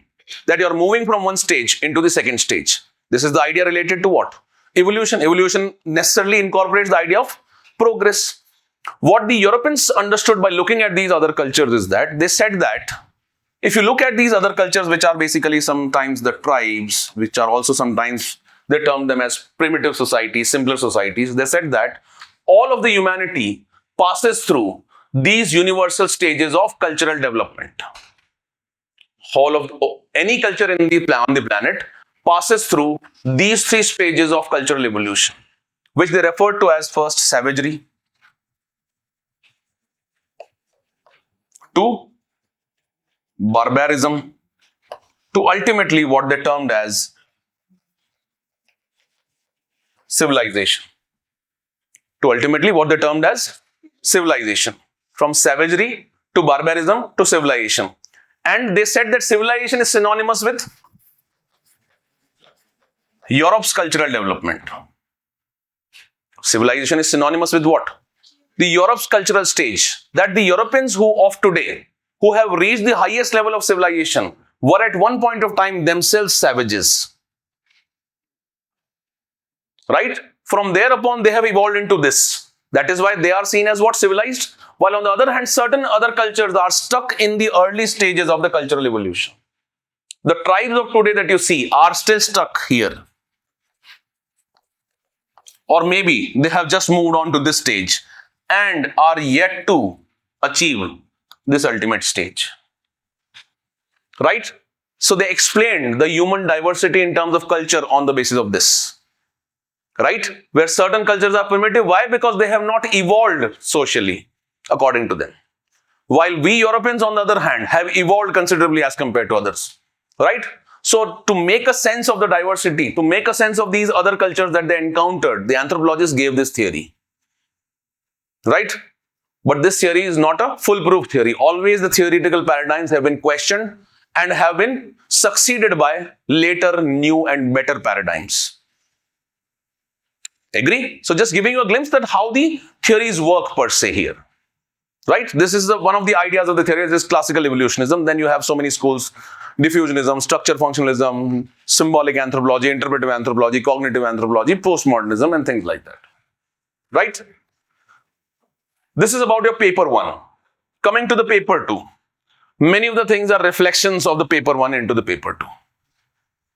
First part is basically the archaeology, the fossil evidence that is found in India. For example, lower Paleolithic period. What are the sites, what are the tool types that are found in India in the lower Paleolithic period? This is the interest. Right? In the middle Paleolithic, what are the tools, what are the sites that are found, what is their nature and all the studies related to that. Right? Human fossils, Homo sapiens, Homo erectus, Neanderthal, are they found in India? Anything similar to that, is it found in India? They are interested in that. Right? So fossils are also part of this. Right? Then what you see is they want to emphasize upon certain unique characteristics of the Indian society. They want to understand the unique characteristics of the Indian society. For example, what is the traditional value system that governs India? What is the basis of the Indian traditional social system? Right? Which has provided us the base on which we are functioning. Hindu religion has been one of the most important religions of our country. It has provided us with certain value systems, right? Like Purusharth, Dharma, Artha, Kam, Moksha, like Varnashrama, right? All these have been governing our life here. So you want to study those basic ideas in the traditional value system, not just your Dharma, Artha, Kam, Moksha, right? Not just the Hindu social system, but also the values given by so many other religions which are part of the Indian society. For example, Islam, for example, Christianity, Buddhism, Jainism, everything. Agree? Then we know that caste system is an integral part of Indian society. So in-depth analysis of the caste system has to be done in the paper. All the different aspects, theoretical paradigms, how it is changing, how it was, what are the theoretical viewpoints related to the caste system are studied here. Agree? Then what? Of course, anthropology, how it has evolved as a discipline in India, evolution of anthropology as a discipline in India, right? Then village is one of the characteristic feature of the Indian society. हमेशा अपन बोलते हैं कि असली भारत तो गांव में बसता है, right? What are the characteristic features of the Indian village? What are the theories that have been talked about? How does the social system of the Indian village looks like? And has it remained static, or how is it changing in the current context because of industrialization, because of market economy, because of globalization? What is the impact on the Indian village today? Is it leading to any out-migration? It is leading to feminization of agriculture. Everything is a part of the village studies and the social change. Right? And then, of course, the biggest part in paper 2 is of tribal anthropology. But a very good thing about anthropology is the idea that you have heard that it's a small discipline. Basically, it is small because of your paper 2. Paper 1 is as lengthy as any other discipline. But paper 2 has only these 5-6 topics, and that is what makes it simpler to comprehend. That is what makes it a bit easier as compared to other optionals, especially the paper 2. And paper 2, if it is done diligently, can be very, very scoring in the examination. Because there are only limited theoretical paradigms, there are only limited topics that are part of the syllabus, and it can be very well understood, and your skill can be developed if you have an understanding of the previous year questions, your syllabus, and of course the conceptual understanding of some of the thinkers like M.N. Srinivas, like your other thinkers, William Weiser related to Jajmani system. All these you have to, S.C. Dubey, all these you need to study here. Got it? How a discipline has to be mastered. There is a set pattern which has been delineated on the basis of observations of so many toppers in the past. First is, without understanding, just mugging would not work. Why am I emphasizing this, especially for anthropology? Anthropology as a discipline, a notion has developed कि मैं topper के note रट के चला जाऊंगा. होता है? ये नोशन है एक बाजार में. या मैं अक्षय जैन सर की या विवेक भास्कर सर की किताब पढ़ जाऊंगा. The problem is you fail to understand the rigors that they made for writing that book. In short, every successful candidate who has passed with anthropology has actually created their own set of book, which you see in the form of notes. In a question answer format like this. जब आप खुद अपना answer बनाओगे और वो बिना understanding के वो आंसर नहीं होगा तैयार. विवेक भास्कर में कोई आंसर दिया हुआ है तो वो उनकी खुद की अंडरस्टैंडिंग है, और उसके लिए उन्होंने कितना पढ़ा होगा तब वो आंसर लिख पाए. वो खाली गूगल करके थोड़ी लिखना था उनको. Right? Mugging up is an important part of anthropology, but it cannot be mugged up even without a proper understanding. If you are not able to connect genetics with evolution, evolution with archaeology, archaeology with the other aspects, तो कुछ नहीं याद नहीं होगा. Last में इतना सारा content होगा, कुछ भी याद नहीं रहेगा exam. That is an inherent problem in anthropology. Only through a logical understanding, all the ideas can be related, and then the learning part becomes a bit easy. Right? So thorough understanding is very, very important. You should not fall for, even if you want to prepare from a self-study perspective, read books.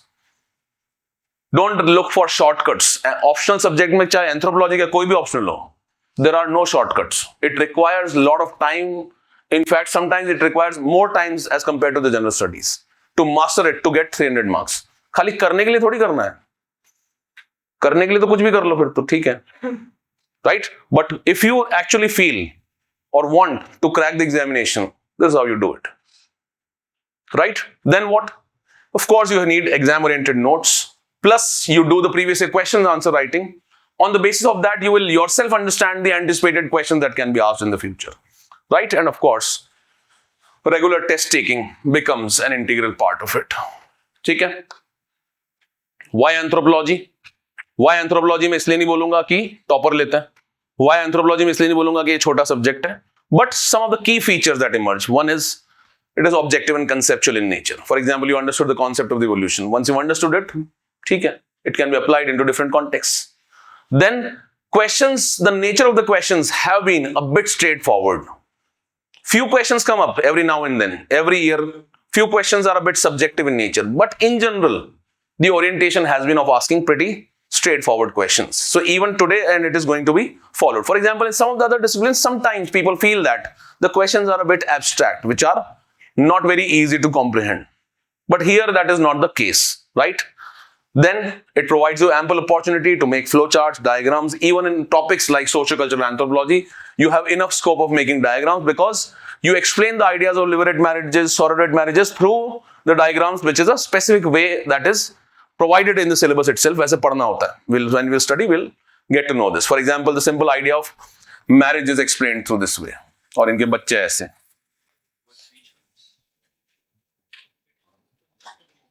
ठीक है, pedigree में तो करते ही होगे और इधर भी ये करते हैं. ये सोशल कल्चरल में it is a genealogical method, right? After WHR reverse. Plus interest is the one which is going to be your guiding light because you are getting married to an optional subject for a long period of time. If you look at the questions, like we talked about bipedalism and erect posture, you can see the nature of the questions almost regularly. Losses and gains of the erect posture. Erect posture means the idea of walking on bipedalism, the idea of locomotion on two legs, right, is associated with you standing in an erect posture. What are the losses and gains? Discuss the evolutionary significance of bipedalism and erect posture. And lastly, skeletal changes due to the erect posture and their implications. तो आधी बात तो अपन को आज ही समझ में आ गई, तो बाकी जब करेंगे तब तो समझ में आ ही जाएगी. Right? This is the nature of the question. For example, cultural relativism. Right? They have asked in different formats in different years, which helps us understand that cultural relativism is an important theme. Bipedalism and erect posture is an important theme, right? Which can be asked to you in the future examination. So, how you prepare for the exam is you prepare readily these topics, which can be asked in the examination. Now, wo taiyar hai means 80% of the syllabus is done. 80% of the paper can be solved if these basic themes which have been asked in the past, if they are prepared properly. Plus, on the basis of this, we can also anticipate on those topics which have not been asked till date, right? So that is how you prepare. And lastly, for beginners, these are the basic books. Kerala State publishes SCRT books. Kerala State Board, like your NCRT publishes your NCRT books, Kerala State publishes your SCRT books. Right? They are easily available online. You can download it, go back home, read them.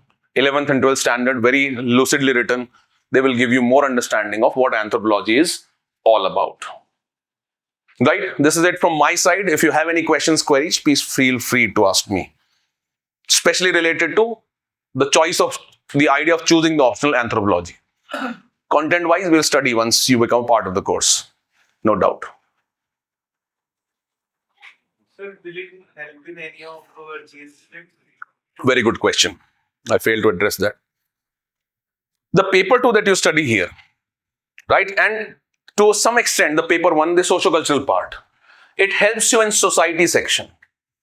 It helps you a lot in the society section in the GS paper 1, and you would wonder that the weightage of society in the GS paper 1 is almost around 100 marks this year, which is as good as any other important subject. History, polity, economy, all of them have similar weightages, right? For example, in the paper 1, you have topics related to caste, tribes. These questions are repeated time and again. Cultural diversity, nature of the Indian society, the basis of which is traditional Indian social system. All of these are part of what? GS paper 1. So it helps you considerably in the GS paper 1. Plus, it also helps you in your ethics paper to some extent. Whereby, if you have an understanding of so many diverse cultures and practices, your reaction to them will be gauged in the ethics paper. वो तो पूछेंगे इसमें कि आप गए वहां पे एक आदमी मिल गया फिर ये हो गया. If a person from different religion has been found, this is like a case study. In that, your broader understanding of these issues is going to help you. And not just this, it is also going to help you in essay writing. This year, the question that was asked was, forests preceded civilization and deserts followed them, was a topic that was asked in the essay this year. अभी पूछा है कल परसों paper जो था. Right? Forests preceded the civilizations and deserts followed them, or deserts follow them. This is how a general line was given. Right? Civilization as an idea is integral part of anthropology. We study it as such. So sometimes you see such questions also in the essay writing. So in that sense, it helps you in GS paper 1, to some extent in GS paper 4, and also in your essay writing. That's for sure. Any other?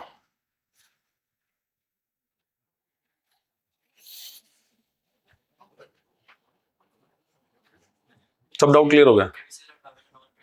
While studying anthropology would like make us better to adapt to things around us, right? Because we have Definitely. mental view, we are not having preconceived notions about something. वो सब तो help करेगा ही बिल्कुल. That even if You will become culturally more adjusting. Right? You will not be shocked by other cultural practices. even if we sit for an interview, we go for that thing, we're more open and able towards it. Of course. Any other question? Tell me.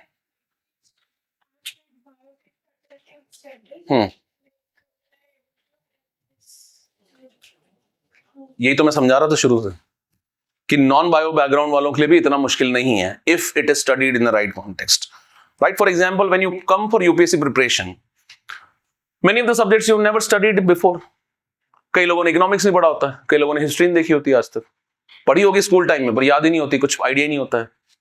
Right, many of the people have not studied, let's say ethics नहीं पढ़ा आज तक, ऐसे writing आज तक नहीं की है, तो आप यहाँ के करते हो ना. So your focus should be on keeping an open mind and be ready to learn. That is what it should be. If you have decided that, I'll be the one who will explain everything to you. That's my job. Not to be biased or something, but to be having biology, it's just selective edge of framing nuances. Like specifically, when you're talking about anthropology, something that concerns evolution or something, you have selective edge of biology. See, if you understand biology, it will be easy for you to apply that into the anthropology. But if you write a purely biological answer, it will not give you marks. It has to have some essence of anthropology. It has to have some idea about the story of evolution. Otherwise, your knowledge of biology will also not work here. Right? That is why even doctors or medical practitioners have to adapt their understanding with this. And if you look at the overall weightage of the subject, 2/3 of the subject is composed of sociocultural anthropology. Agree or not? Half of the paper 1, while almost full of the paper 2 is sociocultural only. Right? That is why it is still considered as a part of the humanities. Right? Only the physical anthropology is considered similar to the scientific disciplines. Scientific disciplines like the core natural science disciplines like physics, chemistry, biology, etc. ठीक है? और कोई? Biological part is more conceptual or factual? It is of course conceptual. Facts are part of concepts. Right? In the context, if you study it, you will be able to understand it. For example, if you know the story part, problem क्या होती है UPSC preparation में सबसे ज्यादा अपन लोगों के साथ में कि हम लोगों को बहुत सारे ना पॉइंट याद करने की आदत पड़ गई, स्टोरी भूल जाते हैं अपन. If you know the story properly, if you know the story of the evolution etcetera properly, आपको ये याद करना प्रॉब्लम नहीं रहेगा क्योंकि इंटरनलाइज हो जाएगा. Right, and human beings they have been creating stories for a very long period of time. Because of the cognitive capability, the biggest powerful thing that the human beings have this idea of creating stories. Right? So we learn through stories. Stories से बहुत आसानी समझ में आता है. For example, मुझे आपको कोई रास्ता दिखाना है, तो मैं आपको बता दूंगा यहाँ से यहाँ जाकर मैकेनिकल तरीके से A से B, B से C, C से D. नहीं. लेकिन अगर मैं बताऊंगा कि वहां पे एक दुकान है, दुकान के वहां पे ये भी मिल सकता है, फिर वहां जाओगे तो एक स्टेशन है, फिर वहां से यहाँ है, तो it looks like a story. Easier to comprehend. Right? So if you have the context clear, things will be easy for you to remember in the examination also. It applies even to general studies, not just your optional subject. What else? Should we call it a day?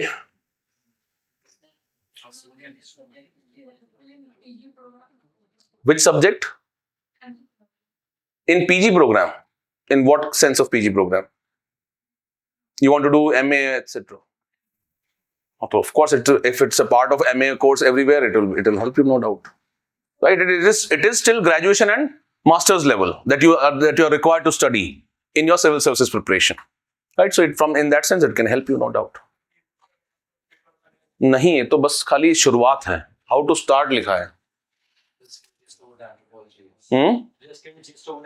You are just getting a glimpse of what anthropology is all about.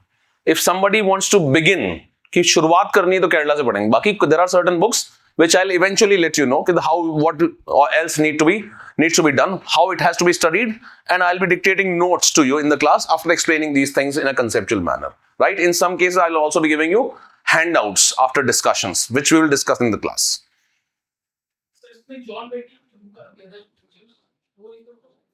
कौन सी? Other cultures. देखो, there are certain standard books which are relevant for us from the UPSC perspective. तो अपन उनको refer करें तो ज्यादा better है. ठीक है ना? क्योंकि फॉर एग्जांपल जैसे आप ये पढ़ोगे Kerala state SCRT, it will form your foundation. Then there is Amber and Amber. It will help you in both physical and cultural anthropology. ठीक है? Then for paper 2 you have Nadeem Hasnain, you have tribal anthropology, and there are certain other books which I'll give you handouts of in the class कि भाई ये थोड़ा read कर लेना. Right? And it is better to refer to then IGNOU material, which is going to help you. Right? Which I have incorporated mostly in my notes. I'm going to explain them to you in the classes and make you write down them. On the basis of this, you can develop your answers and questions for that. और बताओ कुछ. first class also, how soon can we start? The date will be conveyed to you very soon. ठीक है, अभी exactly even I don't know, मुझे खुद आज building का रास्ता पता लगा तो थोड़ा मैं भी एडजस्ट हो जाऊं. करंट अफेयर का रोल बहुत ज्यादा नहीं रहता इसमें. It is mostly static in nature. Only a few questions can be asked to you from the current affair. For example, marriage is an institution, उसमें क्या चेंज हो रहा है, तो वो करंट अफेयर भी नहीं है. It is only a broader change which we already study as a part of the static portion. Mostly it is static in nature. बहुत ज्यादा करंट अफेयर नहीं आता, except for a few. For example, in tribal anthropology, you might be willing to write down certain government schemes. तो वो हो सकता है. Right, in the caste, you might be wanting to write down certain schemes for affirmative action, for reservations. वो लिख सकते हो. बाकी बहुत ज्यादा करंट अफेयर्स नहीं है. Done. Thank you so much. Unacademy. Let's crack it.